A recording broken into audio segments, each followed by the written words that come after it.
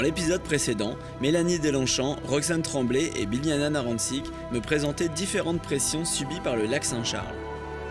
Dans cette deuxième partie, je continue mon exploration des principales causes et conséquences du vieillissement accéléré du lac.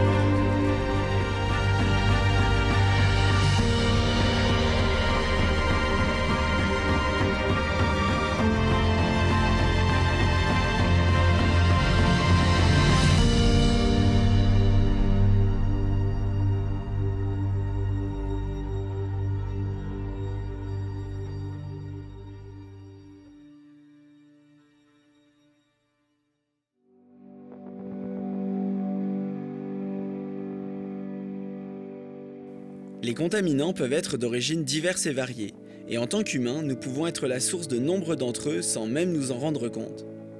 C'est le cas des contaminants émergents, qui regroupent une grande quantité de produits, boissons, médicaments et autres que nous utilisons dans notre quotidien. Jean Sérode, professeur émérite à la chaire de recherche sur l'eau potable de l'Université Laval, a mené une étude entre 2016 et 2017 sur le bassin versant de la prise d'eau de la rivière Saint-Charles pour vérifier la présence de ces contaminants. Le mot contaminant, on a tendance à penser que c'est quelque chose qui est indésirable, qui est dangereux, etc. C'est que ce sont des produits finalement d'usage courant, mais qui, du moment où ils rejoignent l'eau après avoir été utilisés par les humains, deviennent contaminants. Maintenant, pourquoi sont-ils émergents? On n'était pas capable autrefois, avec les moyens analytiques, de les mesurer. Aujourd'hui, les moyens analytiques se sont considérablement améliorés et on peut descendre à des concentrations extrêmement basses, ce qui fait qu'ils deviennent intéressants à être mesurés. Et par le fait même, comme c'est relativement récent, peut-être 10-15 ans, on les appelle émergents. Mais en soi, il y en a beaucoup qui ne sont pas d'hier. Ça peut être d'origine industrielle, ça peut être d'origine agricole, ça peut être aussi d'origine strictement à usage humain.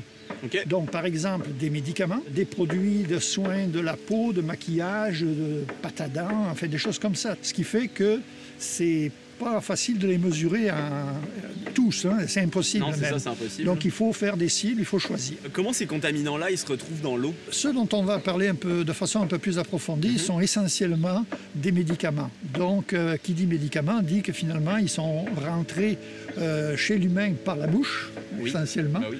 Et ils ont été excrétés de diverses façons par l'humain. Et finalement, parce que nos rejets, nos eaux d'égout finissent par rejoindre les cours d'eau, eh bien, on est susceptible d'en trouver. Et effectivement, c'est le cas. Beaucoup de gens, même souvent c'est des questions qui se posent au conseil municipal, voulaient savoir est-ce que dans mon eau, il y a tel ou tel produit. Il y a un besoin, il y a maintenant les capacités analytiques. Donc, voilà pourquoi on a commencé cette étude en 2016 et on la poursuit d'ailleurs actuellement en complément, si vous voulez.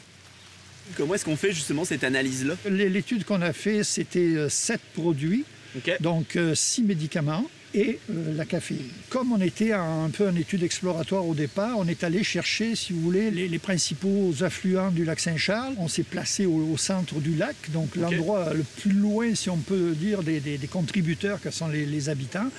Et ensuite, on a descendu donc jusqu'à la prise d'eau sur la Saint-Charles, mais également sur 4 autres usines, surtout dans le Saint-Laurent et aussi dans la ville de Lévis. Donc, si vous voulez, à un moment donné, on pourra faire une comparaison entre le lac Saint-Charles, ce qu'on y trouve, et le Saint-Laurent, parce que c'est quand même 2 milieux assez différents, mais c'est toujours les mêmes produits que l'on visait. Et les 7 produits que je mentionnais, il y a 3 analgésiques ou antidouleurs, si vous voulez. Donc il y a effectivement l'acétaminophène, qui est le principe actif du Tylenol.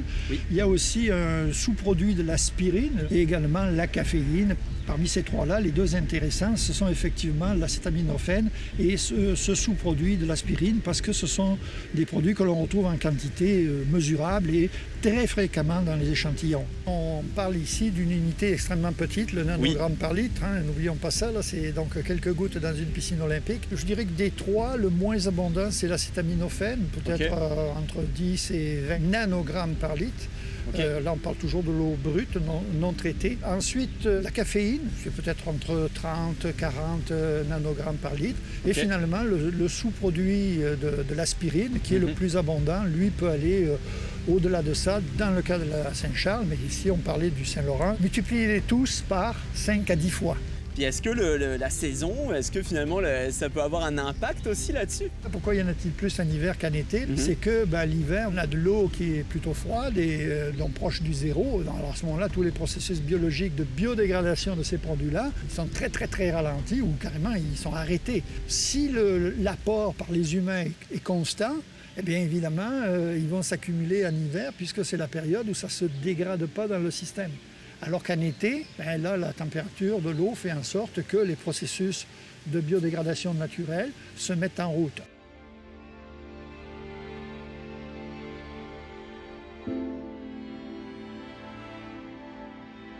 Au niveau du lac Saint-Charles, est-ce qu'il y a une différence entre la concentration qu'on va retrouver dans le lac et par exemple la concentration qu'on va retrouver dans les principaux tributaires du bassin versant de la prise d'eau? Alors effectivement, il y a une différence et cela vient du fait que ça dépend du nombre de contributeurs, puisque ce sont les humains qui l'apportent. Si vous avez un sous-bassin qui est plus peuplé que l'autre, il y a des chances qu'on trouve des concentrations effectivement plus grandes que l'autre. Les tributaires contribuent à l'apport de ces produits-là. Il faut dire aussi que les points qu'on a mis dans le lac sont les points au centre, c'est-à-dire qu'ils sont les plus loin, si vous voulez, des sources, qu'elles soient riveraines ou qu'elles viennent des tributaires. Et on en trouve malgré tout. Donc, il y a aussi le fait que même si le temps de séjour des eaux dans le lac Saint-Charles est relativement courte, il y a quand même une certaine biodégradation, heureusement d'ailleurs, de ces produits-là qui se produit dans le lac lui-même. Donc, c'est un peu normal qu'on en trouve un peu moins dans le lac qu'on en trouve dans les tributaires.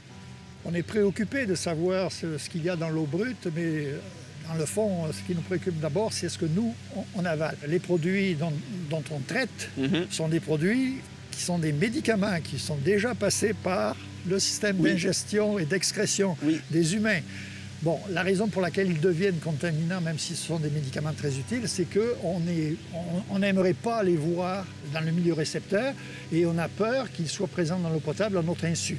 Alors la bonne nouvelle, c'est qu'effectivement, avec les traitements que nous avons ici, ce sont des traitements assez sophistiqués. Toutes ces usines-là ont un processus qu'on appelle d'ozonation, l'oxydant le plus puissant que l'on ait dans le système de traitement des eaux et qui est effectivement très efficace. Donc la bonne nouvelle, c'est qu'effectivement, il y a une baisse drastique du contenu entre l'eau brute et l'eau potable. Mais, petit bémol, ça ne tombe pas à zéro. Donc on ne peut pas tomber à zéro si facilement, mais on tombe à des concentrations qui sont proches de la limite de détection, si vous voulez. Si je pense par exemple aux usines de traitement des eaux usées, comment ça se fait que finalement ces produits-là se retrouvent quand même dans notre eau? Les usines sont moins sophistiquées que les usines de production d'eau potable, ce qui est normal. Il y a une certaine logique, oui. Les procédés qu'on utilise la plupart du temps ne viennent pas à bout des produits en question. Donc il est normal que même si on en élimine 80% dans l'usine de traitement des eaux usées, 80% d'un gros chiffre, ça reste quand même un gros chiffre. Après ça, évidemment, on tombe dans le milieu du Saint-Laurent, par exemple, qui est un milieu où ça se dilue énormément, ça baisse, mais il y en a encore beaucoup.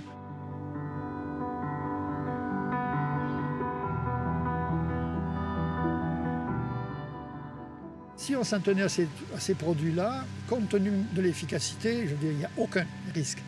Le problème, c'est que si on est dans un autre contexte, bon, peut-être pas dans le cas de la Saint-Charles, mais dans le cas du Saint-Laurent où il y a de l'industrie, il y a de l'agriculture, si on avait analysé autre chose, ma conclusion serait peut-être pas la même. Et notamment, on pense évidemment à tous les pesticides qui proviennent de l'agriculture, on pense aux perturbateurs endocriniens qui viennent de toutes sortes d'origines. Mais encore une fois, même si ce sont des humains qui les utilisent, on ne veut pas nécessairement les voir à notre insu dans notre verre d'eau. Ce qui est délicat dans ce domaine-là, c'est qu'on ne peut pas spéculer sur des choses qui n'ont pas été mesurées. Parce qu'il y a tellement de produits appelés contaminants émergents et finalement, on doit se restreindre est-ce que ça pourrait avoir un impact sur la faune, la flore, par exemple? Les 3 produits sur lesquels j'ai insisté, je ne crois pas. Parce que finalement, comme je vous dis, ce sont des produits qui, à terme, sont relativement biodégradables. C'est sûr que pour nous, humains, on peut dire cette chose-là, puisqu'on en avale chaque fois qu'on a mal quelque part. Oui. Mais pour un poisson qui vit dans la rivière, peut-être que lui, il n'est pas nécessairement heureux de cette chose-là. Ce sur quoi je voudrais insister, c'est qu'il y a pire que ces produits-là, oui, qui sont justement des produits que l'on appelle perturbateurs endocriniens, oui, et toutes sortes d'hormones et de choses comme ça. Et eux, c'est pas exclu qu'ils soient là. C'est sûr que certains produits ont un effet. Maintenant, ce n'était pas le but de notre étude à venir jusqu'à présent. Les contaminants émergents ne sont pas les seuls produits qui se retrouvent dans nos cours d'eau de notre fête. Chaque hiver, nous épandons sur les routes une grande quantité de sel de voirie qui finit lui aussi par se retrouver dans les rivières. Mélanie me l'avait pointé comme un des problèmes majeurs du vieillissement accéléré du lac, et c'est pourquoi j'ai voulu approfondir la question. J'ai demandé à Isabelle Fournier de m'expliquer l'impact de ce sel dans un contexte d'eau potable et des possibles solutions. On va peut-être commencer par dire que ce qu'on épanche sur les routes au Québec, là, majoritairement, c'est du chlorure de sodium. Donc, ce que ça fait principalement, c'est que ça va augmenter la concentration des ions chlorure. Puis le chlorure de sodium, quand on va le mettre dans l'eau, ça va faire 2 ions, donc le sodium et les chlorures. Et les chlorures sont particulièrement mobiles. Ils interagissent avec presque rien, donc ils sont facilement transportés sur des grandes distances. Okay. Et ce qui va arriver une fois qu'ils vont arriver dans un lac, c'est que leur concentration va finir par augmenter parce qu'ils ne sont pas utilisés. Ils ne peuvent pas être transformés, c'est un élément de base. Ça ne se dégrade pas, ça fait juste être là. Donc, éventuellement, plus on en met, plus il y en a. Maintenant, la question sous-entendue, c'est mais qu'est-ce que ça fait quand ces concentrations-là augmentent? Parce que ça dépend de beaucoup de facteurs. Donc, premièrement, de quels organismes est-ce qu'on considère pour poser cette question-là? Un poisson, on considère une bactérie, est-ce qu'on considère des algues ou ils n'ont pas tous la même tolérance aux variations de sel? Ouais. Okay. Puis les rivières, l'hiver, ne sont pas forcément toujours gelées. Donc là, directement, le sel peut tomber de la route directement dans la rivière et se rendre ainsi jusqu'au lac. Sinon, il va s'accumuler dans la neige en bordure des routes et lorsqu'il va avoir des températures au-dessus de 0, la neige va fondre un peu et ça, c'est suffisant pour mettre le sel dans l'eau qui va s'échapper de la neige, en fait. Les rivières qui transportent le plus de sel sont les rivières qui traversent les territoires urbanisés. Par exemple, la Huron, ça dépend à quelle hauteur on la prend. Éventuellement, elle va s'enrichir en sel plus elle avance vers le lac Saint-Charles. Donc, on a une dégradation quand même assez importante entre l'est dans la forêt et le moment où elle arrive au lac Saint-Charles. Ça, c'est pour la Huron, mais c'est le même principe pour la Nelson puis pour la Jaune qui traverse différentes municipalités. Tant que c'est une ville puis qui met du sel, ils vont s'enrichir sur leur chemin.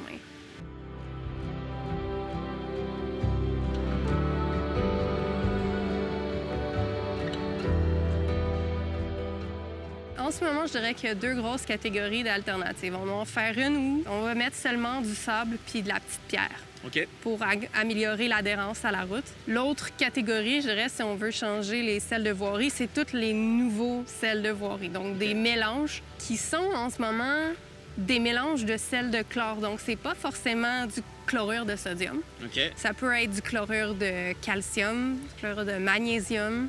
Ultimement, ça règle pas notre problème parce que si on utilise ça, même si on utilise moins, ça reste quand même une source de chlorure et éventuellement, c'est ça qu'on veut pas. L'idéal, ça reste quand même d'aller vers les routes blanches qu'on appelle, donc les routes sans sel sur lesquelles on met du sable et de la pierre et réduire le plus possible. Donc déjà, le gouvernement a mis en place beaucoup de bonnes pratiques qui font en sorte qu'ultimement, il y a moins de sel qui se perd inutilement. Donc on utilise seulement le sel dont on a besoin. À moins qu'on parle de grosses concentrations, là, mais dans les concentrations qu'on est en train de discuter, je pourrais boire ça, que ce ne serait pas particulièrement problématique.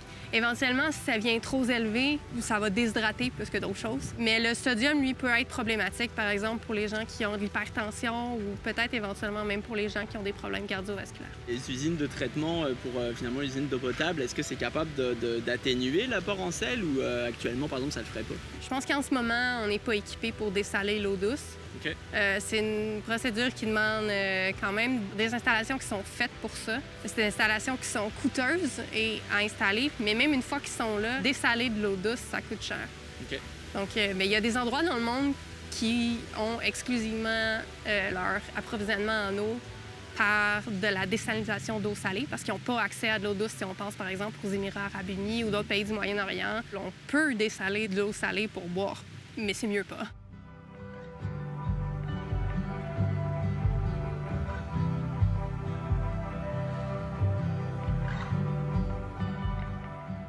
Quand je parlais tout à l'heure qu'on avait vu une augmentation de la conductivité, ça vient pas forcément avec l'augmentation en chlorure qu'on aurait attendu. OK. Mais la concentration en chlorure est quand même sur une tendance à la hausse. Si on compare aux années 80, on a doublé ce qu'on avait en chlorure. Mais déjà, dans les années 80, on disait que le lac était contaminé par les sels de voirie. En ce moment, on est environ, si je mets les mêmes chiffres que tout à l'heure, on est environ à 15-16 mg de chlorure par litre, avec la référence de base qui serait éventuellement quelque chose comme 0.3. Et c'est pour ça que ça peut être problématique, parce que les organismes sont à la fois habitués à des petites doses, mais aussi à des doses qui sont très, très stables, à la fois dans l'année et dans le temps. Ce qui n'est plus le cas au lac Saint-Charles, parce qu'on a un très gros patron de variation annuelle. Quand la neige fond, l'arrivée des sels se fait en 2 phases. Mettons, la première moitié de la fonte ramasse comme 90 % du sel qu'il y a dans la neige. Ce qui fait en sorte que dans la première moitié, on a beaucoup, beaucoup de sel. Puis dans la deuxième moitié, ce qui reste, c'est presque juste de la neige. Quand il arrive cette deuxième vague-là, ça diminue vraiment beaucoup. Donc sur l'espace d'un mois, on double et on revient. Le lac Saint-Charles a un gros volume, donc éventuellement, même si on met des eaux qui sont très, très concentrées, la concentration finale n'est pas si élevée que ça. Okay. Mais dans les rivières, facilement, on peut monter jusqu'à 300 ou 400 mg par litre. Donc, on dépasse les seuils de toxicité. Donc, ça peut être un problème pour les organismes qui sont là et on l'observe. La plus grande problématique des sels de voirie est l'aspect sécuritaire, car il faudrait trouver une alternative qui offre la même qualité que le sel, mais sans l'impact sur l'environnement, ce qui n'est pas gagné. Nous avons certaines réflexions à avoir en tant que société pour trouver des solutions collectivement, voire changer certaines habitudes de vie. Dans les 2 épisodes sur les contaminants, on a parlé des causes du vieillissement accéléré du lac. J'aimerais maintenant aborder une des conséquences, les cyanobactéries. C'est un mot inquiétant et qui est souvent prononcé par les scientifiques et les médias quand il est question du lac Saint-Charles. Depuis l'épisode d'éclosion de 2006, on a l'impression d'avoir une épée de Damoclès au-dessus de nos têtes, mais sans comprendre réellement de quoi il s'agit. J'ai tenté de démystifier ce qu'est des cyanobactéries avec Isabelle Lorion, limnologiste à l'INRS qui étudie les cyanobactéries depuis de nombreuses années. C'est les premiers organismes qui sont apparus sur la Terre il y a quelques 3,8 milliards d'années. Donc, ils ont eu le temps de se développer, de coloniser tous les écosystèmes sur la planète. C'est aussi eux qui, au début, ont généré une atmosphère d'oxygène. Ce sont des organismes qu'on retrouve vraiment partout sur la Terre, dans les endroits, les sources hydrothermales, les endroits très salés. Et il y a un sous-groupe des cyanobactéries qui nous pose un peu de problème. Les cyanobactéries qui sont capables de produire des toxines, des cyanotoxines. Mais en fait, les cyanobactéries étant partout, on en retrouve même dans les lacs en pleine santé. Ça fait partie de l'écosystème. Donc c'est pas nécessairement un problème qu'il y ait des cyanobactéries, ça dépend des cyanobactéries en fait qu'on va retrouver. Ça dépend des espèces, puis ça dépend aussi de la quantité. Donc lorsqu'il y a un déséquilibre, c'est toujours problématique. Ce qui est particulier avec le lac Saint-Charles, c'est que c'est un lac fluvial. Donc ça avantage, disons, le lac parce que le débit est grand, c'est-à-dire le temps de renouvellement de l'eau est court. Et ce sont des organismes, celles qui nous intéressent particulièrement ou qui nous préoccupent, c'est celles qui migrent dans la colonne d'eau. Elles ont besoin de lumière, comme tout organisme qui fait de la photosynthèse. Elles ont besoin de carbone, elles ont besoin de CO2 et elles ont besoin de nutriments et de chaleur. Donc, ils vont avoir tendance à s'accumuler lorsque les conditions vont leur être favorables, c'est-à-dire lorsque la colonne d'eau va être stratifiée, lorsqu'il va y avoir une bonne stabilité dans la colonne d'eau, comme par exemple en temps de canicule comme ça. Il y a des coups de pluie peut-être, là ça crée de l'érosion dans le bassin versant, ça amène des éléments nutritifs. Et là, après ça se calme, il y a peu de vent, c'est chaud, la colonne d'eau se stratifie. Et là, les cyanobactéries sont capables d'être très compétitives face aux autres espèces qui font de la photosynthèse. Ils vont être capables de se mettre à croître vraiment de façon plus importante, prendre le dessus sur les autres espèces et causer des problèmes. Il y a un risque associé à leur présence.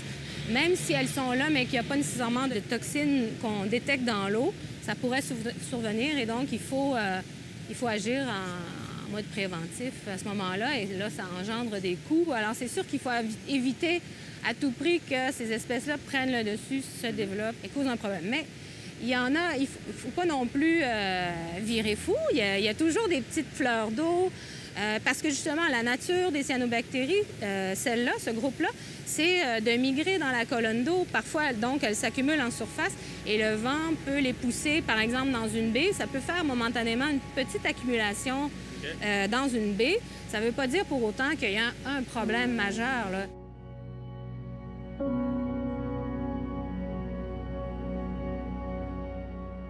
En quoi c'est problématique qu'un humain consomme des toxines libérées par des cyanobactéries? Il y a des toxines qui sont mortelles. Donc, quand il y en a beaucoup, il en suffit de peu pour créer des réactions vraiment très, très importantes. OK. Ouais. Donc, mais il y a des cas de mortalité sur la planète vraiment importantes. Là. Donc, mais faut pas non plus s'énerver dans le sens où il faut prévenir le problème, il faut éviter qu'il y ait de telles accumulations. Mais pour ça, les chercheurs, les experts le disent sur la planète, il y aurait une augmentation potentielle de récurrence de l'importance de ces fleurs d'eau parce qu'elles ont besoin de chaleur. C'est difficile à court terme, disons, d'agir sur le climat, sur la météo, bien entendu, mais elles ont besoin de beaucoup de nutriments aussi. Là, on sait qu'on peut agir. Là, on sait qu'on peut agir en réduisant les apports de nutriments dans un système. Et il y a toujours des nutriments qui réussissent à faire leur chemin. On a 2 stations de traitement des eaux usées en amont d'un lac qui est un réservoir d'eau potable pour la moitié de la population de la ville. J'avoue que c'est une source d'éléments nutritifs. Même s'ils font tous les efforts qu'il faut pour minimiser, il y a quand même quelque chose qui sort de là. Hein? C'est pas zéro. Donc, tout ça ensemble fait que, tranquillement, pas vite, le système peut se trophiser. On est chanceux, le débit est grand, mais il ne faut pas pousser sa chance. C'est un système qu'il faut protéger à tout prix, puis on veut éviter qu'il verse vers un autre état qui va nous poser problème. Est-ce que la station de traitement des eaux peut avoir un impact sur ces cyanobactéries? Il y a moyen d'éliminer, donc, par filtration, éliminer les cellules. Je pense qu'elle est toute équipée pour le faire, mais il y a des coûts, ça c'est clair. Il y a des coûts qui sont rattachés à ça, donc c'est pas souhaitable.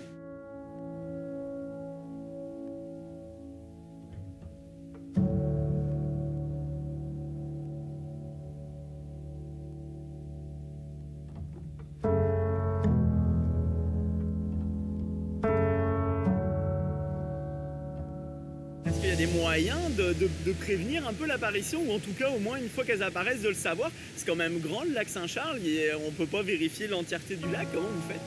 La méthode conventionnelle, c'est de prendre plusieurs échantillons d'eau à différents endroits, de faire une analyse au microscope. Alors, on va les voir très bien. Donc, c'est la méthode la plus sûre, la seule méthode complètement fiable, ultime, pour s'assurer que ce sont des cyanobactéries d'abord et que ce sont des espèces à potentiel toxique. On peut utiliser la télédétection.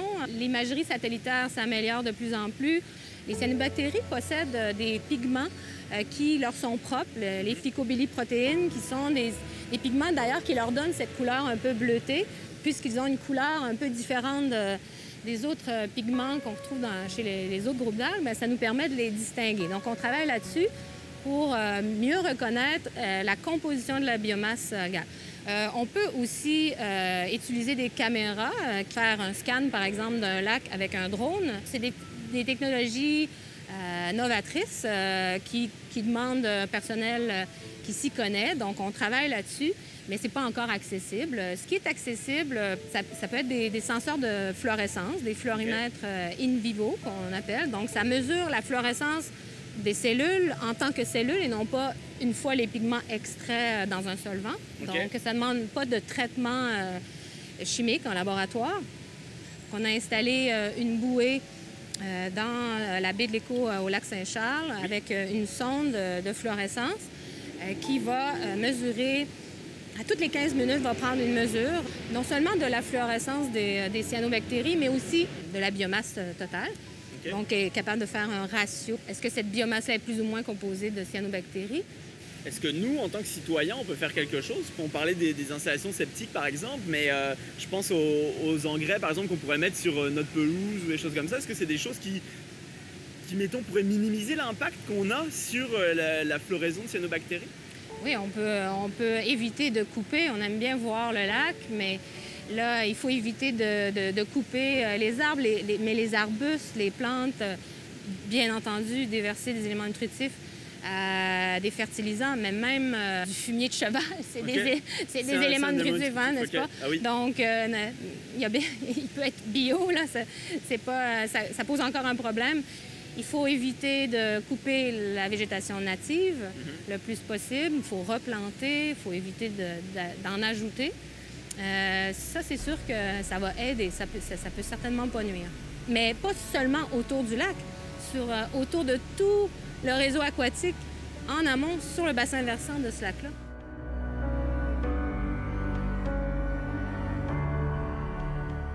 En tant qu'habitant du bassin versant de la prise d'eau, il est intéressant de se rendre compte de notre impact.